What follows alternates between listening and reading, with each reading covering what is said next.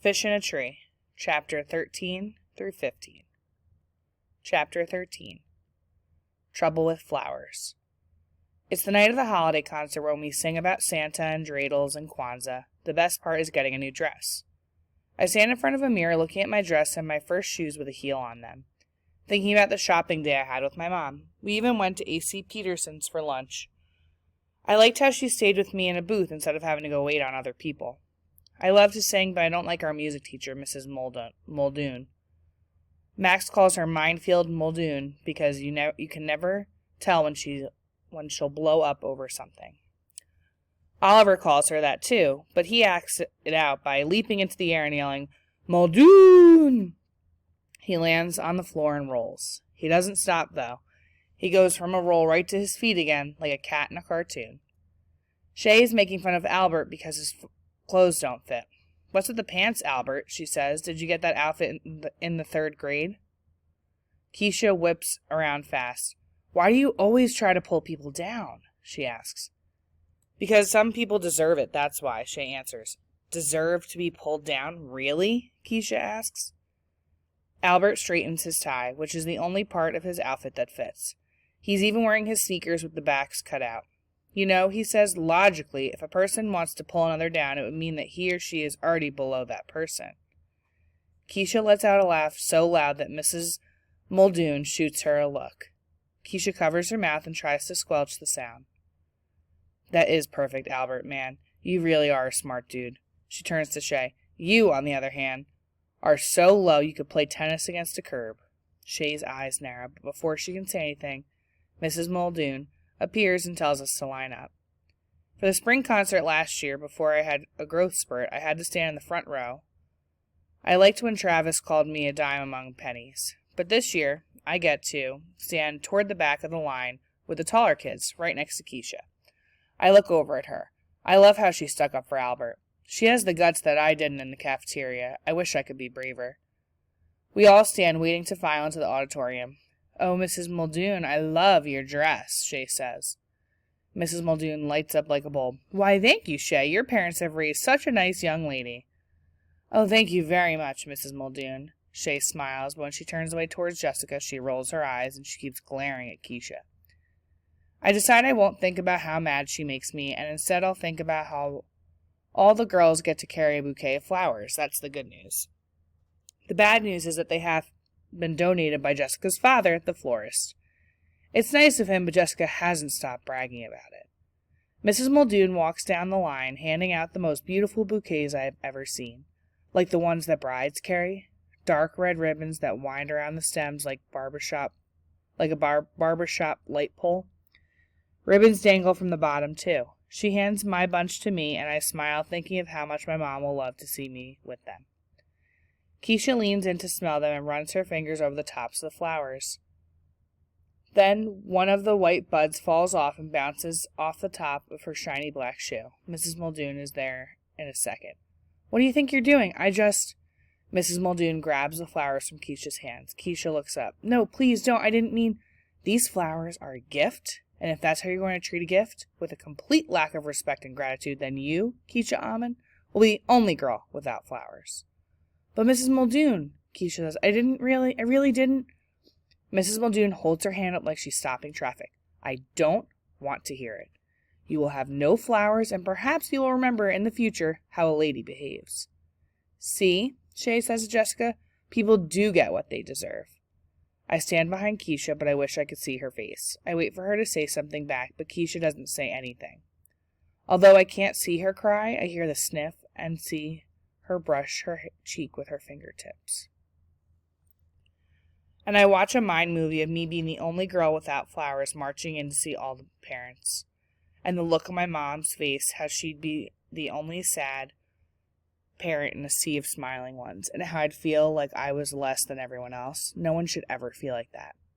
I feel my fingertips dig into the center of my bouquet and separate the thick stems.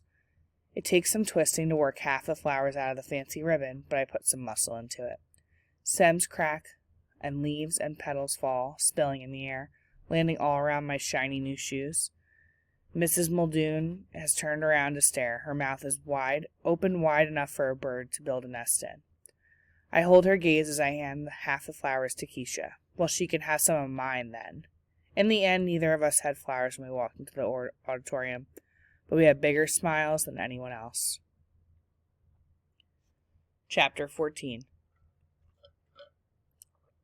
Boxed in and boxed out. Okay, my Fantasticos.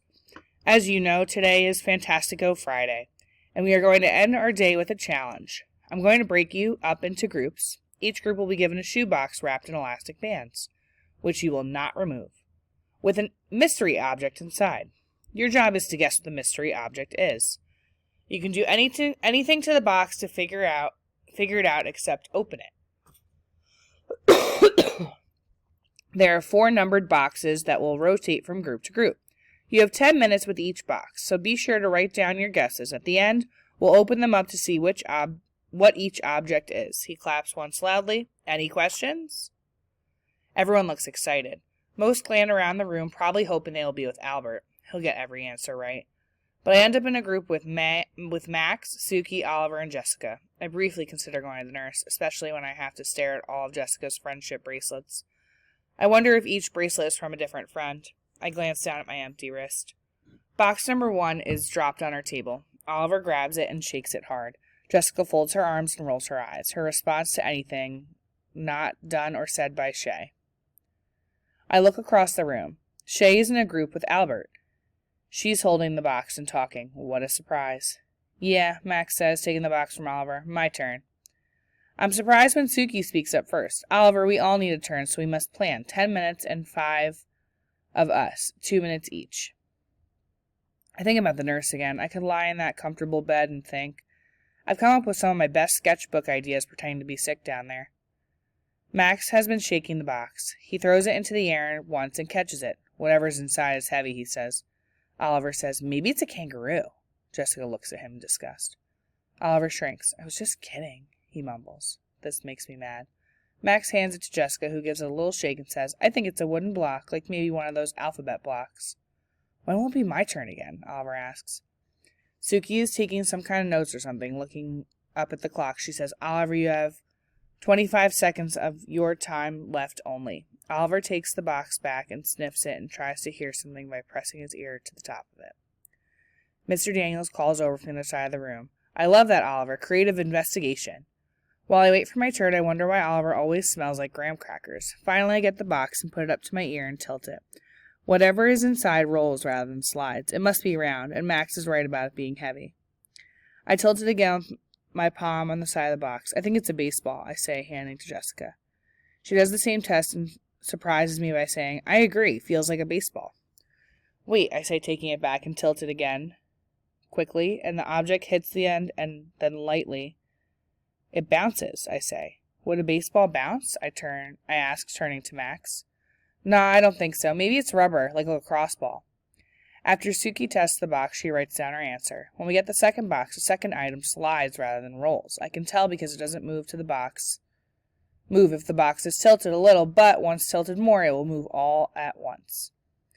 I can feel it scraping along the bottom. It's weird, I can almost see it. It's heavier than an alphabet block, but I think it is a shape with all flat sides.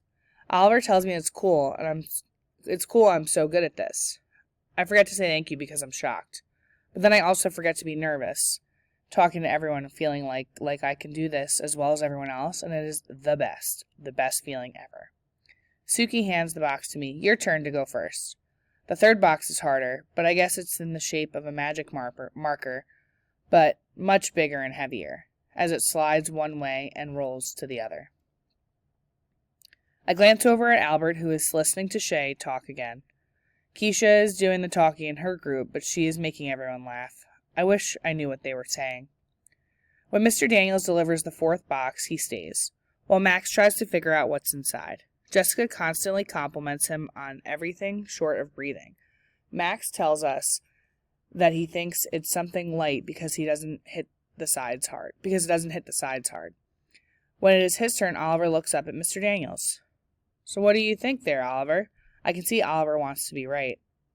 He tilts and shakes it and decides to quarter. Mr. Daniel nods and pats him on the back. That's an excellent guess, Oliver. Well done. Am I right?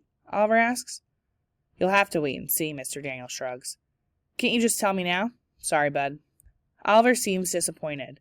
Then he looks up at me. Holding out the box, he says, Here, Allie, you're the best at this. Jessica's face looks like if she let out all that pressure, she'd fly into the air like a rocket to the moon. Allie? Mr. Daniels asks. Huh? Sorry, sometimes when I think I forget to talk. He laughs a little. I hold the box in front of me with the long side almost touching my stomach. I tilt the box front to back and then side to side. This doesn't make any sense. What are you thinking, Allie? He asks. I begin. If I tilt front to back, the object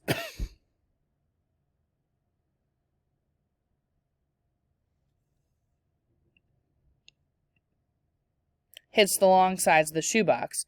But if I tilt it side to side, the object doesn't hit the short sides. In my mind, I see the object must be the size of the shape of a magic wand, because it moves a lot when tilted in one direction, but not when tilted in the other.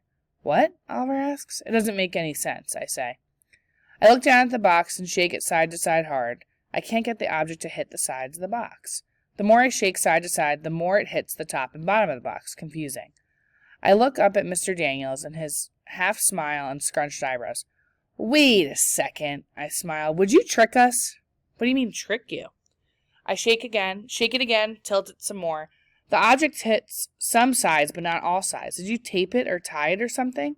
His eyes widen quick and he smiles. Then he laughs. He laughs loud, bending over and resting his hands on his knees, and then he swings his head to the side to look over at me. By this time, the whole class is watching him. Wow, Allie Nickerson, that's amazing. I have done this with over 100 kids, and no one in all of those times has ever been able to figure that out. He reaches over and takes the box. Taking the elastic bands off, he opens the box to show us all what's inside. It's 2 glue sticks tied together with a string. Then the ends of the string are taped to the sides of the box, leaving the glue sticks hanging in the middle. He comes over and does something a teacher has never done even once in my whole life. He high-fives me. Chapter 15. Ungreased Gears. For homework, Mr. Daniels said we have to write a paper describing how we feel about a short story he read today. He says there's no right or wrong answer, he just wants to know our thoughts. Part of my brain knows that this shouldn't be that hard. I would be able to tell him in 2 minutes how I feel about it, but I'll be celebrating another birthday by the time I get it written down, and when I do, he probably won't be able to understand it anyway. Travis comes in the back door, drops his bag, and takes off his steel-toed boots. Hey, Squirt. The smell of garage fills the kitchen, but I like it. Hey, I say, trying to find the thoughts floating around in my head to land on the paper. I don't know why the things in my brain get lost on the way down my arm. Travis takes a carton of orange juice out of the fridge and drinks from it. Hello, Travis. Gross. He laughs at me. No one else will drink that now, you know. Good. He smiles. My plan is a success. He walks away, taking the whole carton with him. Travis? He stops in the hallway after taking another swig. Yeah? I know what his answer will be, but I ask anyway. I'm desperate. Can you help me? With that book stuff you're doing? He points, using the carton. Yeah, I have to write something. Whoa, Allie, I can give you new spark plugs, change your oil, even rebuild your carburetor, but the writing, no can do. When it comes to that, my brain is like gears with no grease. Parts grinding together, seriously, it ain't pretty. Please, you have to be better at it than me. He takes a deep breath. Can't you wait until Mom gets home? She left a message saying she's closing, and I can't tell her I need help that late. She'll be mad. Look, you know I'd love to help you out, but the whole school thing, it's like asking a blind man to drive a bus. Besides, he says, sipping again, I'd rather eat a bag of hair. He's trying to make me laugh, and the picture in my head is funny and kind of gross. But I can't laugh. I can't. I'm too desperate. I must look sad because his voice is sweet. Seriously, Al, I would help you, but I'm no better at it than you. I'm really not. The next morning, I'm trying to decide if I should turn in my paper, knowing Mr. Daniels will probably think I spit it out in 2 minutes. The truth is that it cost me my whole night and a headache that was so bad it reminded me of the Queen in Alice in Wonderland always yelling, off with her head, just because I thought that would be a relief. I worry what Mr. Daniels will say about it. For now, he's in the hallway with another kid. Good morning, Keisha says. I have something for you. She holds out a cupcake. Cupcake, Max says. Put your eyes back in your head, Max. This is not for you, Keisha says. Me want cupcake, Oliver says, flailing a bit. Me love cupcakes. You're such a freak, Shay says. That's Cookie. That's Cookie Monster who talks like that. Oliver gets dead serious. Not a single thing on him is moving except his mouth. If I'm talking like that, then I'm the one talking like that. And besides, do you really think a Cookie Monster would turn down a cupcake? I mean, it isn't broccoli or a nuclear sludge or something. You could tell him it's a big, tall cookie with frosting on it. He'd suck it down like a vacuum cleaner. I bet you he would. You want to bet me? Do you? Jessica begins to speak, but Shay cuts her off with a look. No, I won't bet you. I don't bet on anything ever, and especially not with you.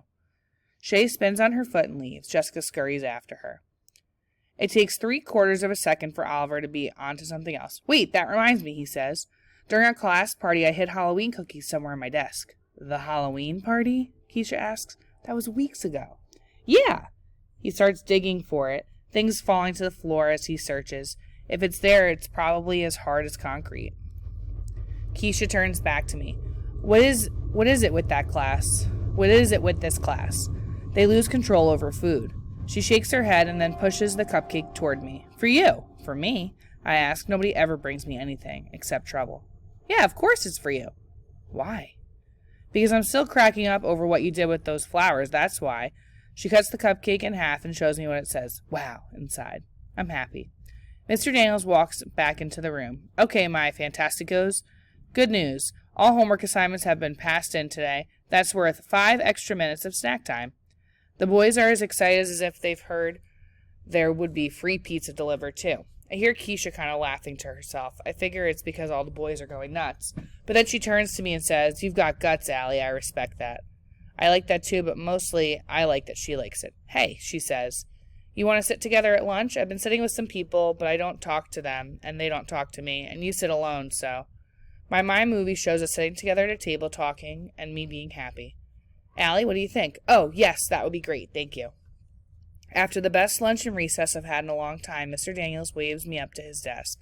He has my homework and my journal. He's trying to look all happy and light, but I can see the seriousness underneath. Hey, Allie, I'm glad you turned in your homework, and it's more than you usually write. That's great. I stay quiet. I'm just wondering how long it took you to do your homework. I'm not going to ask you to make any changes or anything. I'm just wondering. This feels like a trap. I know it isn't good, so I wonder if it would be better to say I did it fast on the bus, or if I should tell him I worked really hard. Allie? It took me kind of a long time, I guess. I mean, I tried to do my best on it. I look at it. Is it wrong? It's got some good ideas, and that's what the assignment was all about. No worries, okay? No worries. That's easy for him to say.